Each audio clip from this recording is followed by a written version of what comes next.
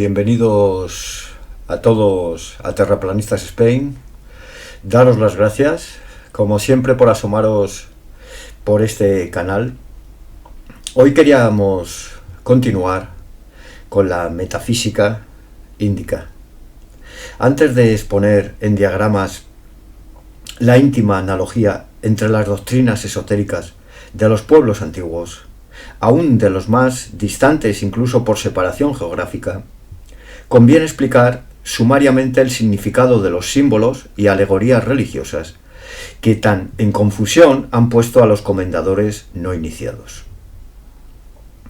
Veremos con ello que en la antigüedad la religión y la ciencia estaban tan estrechamente unidas como hermanas gemelas, y fueron las dos, una y cada una, ambas, desde el primer instante de su aparición. Por sus reversibles atributos, la ciencia era espiritual y la religión científica. De la omnisciencia derivada indeclinablemente la omnipotencia, y por lo tanto era el hombre divino, un coloso bajo cuyo dominio había puesto el Creador los reinos de la naturaleza. Pero el Adán andrógino estaba sentenciado a caer por desdoble de sus elementos en el segundo Adán, con pérdida de su poder. Porque el fruto del árbol de la ciencia produce la muerte si no se acompaña del fruto del árbol de la vida. Esto significa que el hombre se ha de conocer a sí mismo antes de conocer el origen de los seres y de las cosas inferiores a él, por la condición de su naturaleza interna. De la propia suerte, mientras la religión y la ciencia constituyeron una dualidad unitaria, acertaron infaliblemente porque la intuición espiritual suplía la limitación de los sentidos corporales. Pero en cuanto se separaron por desdoblamiento, la ciencia desoyó la voz de la intuición, al paso que la religión degeneró en teología dogmática. Una y otra fueron, desde entonces, dos cuerpos sin alma. La doctrina esotérica, como el hinduismo, el budismo y también la perseguida Cábala, enseña que la infinita, desconocida y eterna esencia se manifiesta activamente en determinado periodo de tiempo para restituirse después a su pasiva inmanifestación. La poética terminología de Manu llama día de Brahma al periodo de manifestación activa y noche de Brahma al de inmanifestación pasiva. Durante el primero, Brahma está despierto y durante el segundo está dormido. De la eterna esencia, pues dicen que es locura filosofar sobre su incognoscible y abstracto estado de inmanifestación pasiva.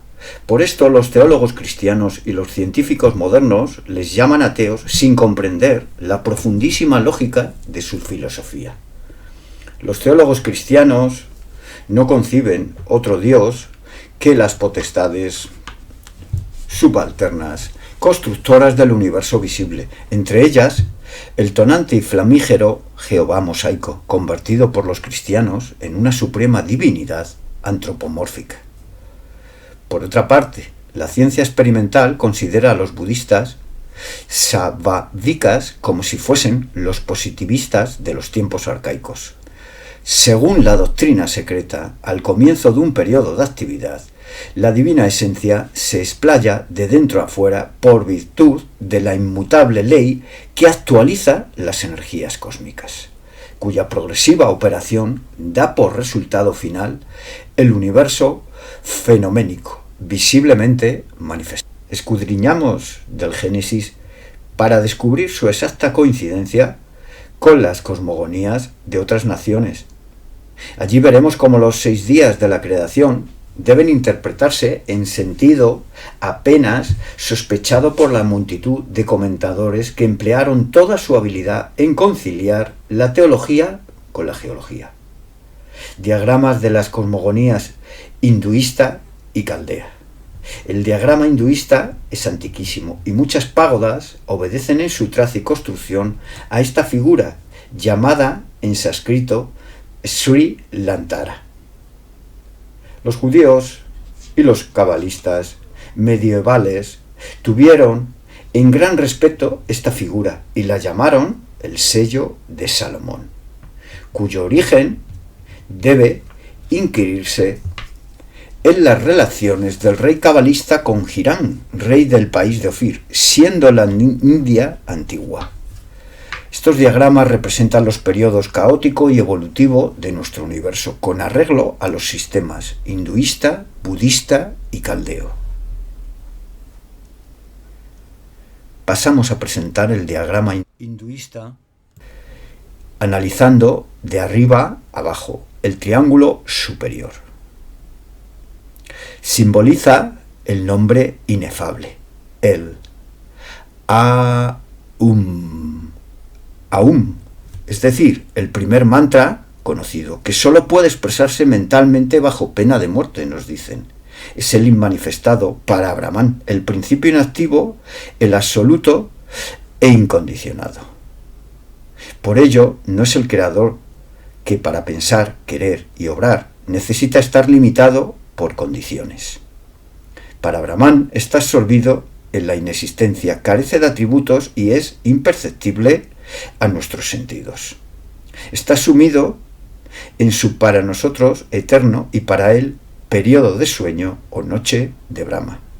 No es la primera, sino la causa eterna. Es el alma de las almas y nadie puede comprenderlo en estado de inmanifestación. Pero quien estudie los mantras secretos y oiga su oculta voz, aprenderá a comprender la manifestación de Parabrahma. Hablemos del espacio que circunda el triángulo superior. Al término de una noche de Brahma, cuando el que por sí mismo quiso manifestar visiblemente su gloria, emanó de su propia esencia una potencia activa que de índole femenina en un principio se convirtió después en andrógina. Es Aditi, el principio infinito y sin límites, madre de todos los dioses y también el Padre y el Hijo.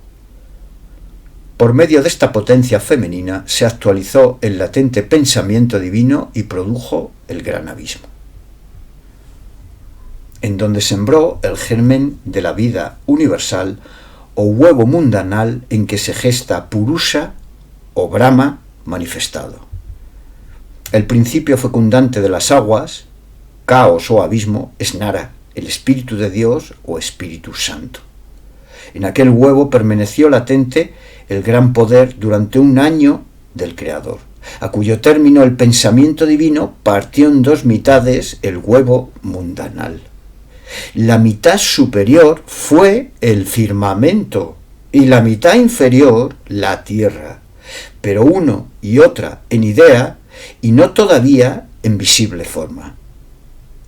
Así pasamos a hablar de la segunda triada dimanante de la secreta e inefable triada abstracta. Está formada por Nara, es decir, el Padre, el cielo, Nari, es decir, la Madre, la tierra, y Viraj, es decir, el Hijo, el universo. Posteriormente aparece la tercera triada, cuyos elementos son Brahma, creador, Vishnu, conservador, y Shiva, regenerador. A esta triada se le dio carácter antropomórfico para su más fácil comprensión por parte del vulgo, pero los iniciados conocían su verdadera significación. De la propia suerte, el Ayatereya Brahmana encubre bajo la apariencia ridícula alegoría del toro Brahmara y de su hija, la ternera Aditi Nari, el metafísico concepto de la caída del hombre en la generación, o sea, del espíritu en la materia. Significa esta alegoría que el omnipenetrante espíritu divino simbolizado en el cielo, el sol y el fuego, que a su vez representan las energías cósmicas, vivifica la materia, es decir, la naturaleza, la hija del espíritu. Los dioses se indignan y maldicen a Parabrahman por el incesto cometido, pues Nara y Nari son respectivamente padre y madre, y padre e hija, dando a entender con ello que la materia en sus infinitas gradaciones y modalidades procede del espíritu. La unidad de la suprema y eterna causa exige forzosamente la correlación entre el espíritu y la materia. Ya que si la naturaleza es efecto de la única causa, ha de estar vivificada por el rayo de ella dimanante, activa y visible. Las, al parecer más absurdas alegorías cosmogónicas denotan, cuando sin prejuicio las analizamos, este lógico e irrebatible principio del necesarismo. Dice el Rig Veda, el ser-nación del no-ser. Así tenemos que el primer ser emanado del no-ser hubo de condicionarse y limitarse andróginamente para constituir el ser. Por lo tanto, aun la misma triada, Brahma, Vishnu y Shiva, se desvanecerán cuando la noche de Brahma suceda al día o periodo de universal actividad. La segunda triada, o la primera si por abstracta prescindimos de la suprema, representa el mundo mental, y la Vach que circunda es una de las más definidas modalidades de Aditi. Aparte de su oculto significado en los mantras, Vach es la personificación de la actividad de Brahma, de quien procede. Según los Vedas, es el alma universal y suprema. Literalmente, Vach es la palabra, la potencia despertadora mediante la combinación métrica de las palabras y las sílabas de los mantras, en correspondencia con las potestades del mundo invisible. Vach despierta a Brahma Jambati, o sea, la potencia latente en el fondo de toda operación mágica. Existe Vach desde toda la eternidad en su latente aspecto de Yajna, dormida en Brahma desde el no principio, para emanar de él en su activo aspecto de Vach. Es la clave de la trina ciencia sagrada del Yajus, misterios sacrificales.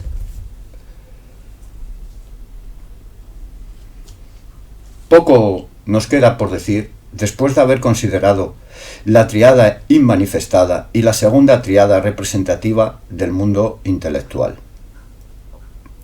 En la gran figura geométrica con un doble triángulo interior, el círculo central representa el mundo dentro del universo.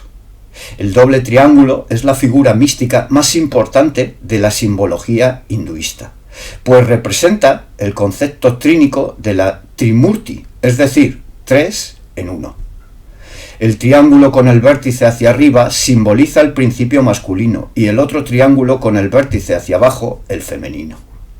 Los dos simbolizan a la par el espíritu y la materia. El mundo contenido en el infinito universo es el microcosmos dentro del macrocosmos, tantas veces que lo hemos repetido por este canal. Análogamente a lo expuesto en la cábala judía, simboliza la matriz del universo, el huevo terrestre cuyo arquetipo es el áureo huevo mundanal. De este espiritual seno de la madre de la naturaleza proceden los salvadores del mundo, los avatares de la invisible divinidad. Dice el legislador Manu, de aquel que es y sin embargo no es, del no ser, causa eterna, nacido el ser Purusha. Purusha es el divino masculino, el segundo Dios, el avatar o logos de Parabrahman, que a su vez engendra a Viraj, el hijo o ideal arquetípico del universo. Nos sigue contando Manu, Viraj comienza la obra de la creación y emana los 10 Prajapatis o señores de todos los seres. Con arreglo a la doctrina de Manu, el universo está sujeto a unas inacanables series periódicas de creaciones y disoluciones cuyos periodos se llaman Manvantaras. Nos sigue contando sobre el particular. El Logos es el germen emanado de la propia sustancia del espíritu divino que jamás perece en el ser, porque es su alma y al llegar el pralaya, el periodo de disolución, queda nuevamente absorbido en el espíritu divino que por sí mismo perdura desde toda la eternidad en el seno de Samyambhuva, el que es por sí mismo, nos dicen. Según ya dijimos, ni los budistas, Savavadikas, ni los hinduistas admiten la creación del universo sin hilo, sino que unos y otros creen en la indestructibilidad y eternidad de la materia primordial, Prakriti. En el siguiente pasaje de Manu se descubre con toda claridad la evolución y transformación de las especies. Dice así: de tierra, fuego y agua nacieron todas las criaturas animadas e inanimadas que engendró el Espíritu Divino de su propia sustancia. Así estableció Brahma la serie de transformaciones desde la planta hasta el hombre y desde el hombre hasta la sustancia primordial. Entre ellas, cada ser o elemento sucesivo hereda las cualidades del precedente y proporcional. Al grado de su adelantamiento es el número de cualidades de que está dotado. Hasta aquí esta entrega. Como siempre, daros las gracias a todos si habéis llegado hasta el final del programa y hasta la próxima entrega. Saludos para todos.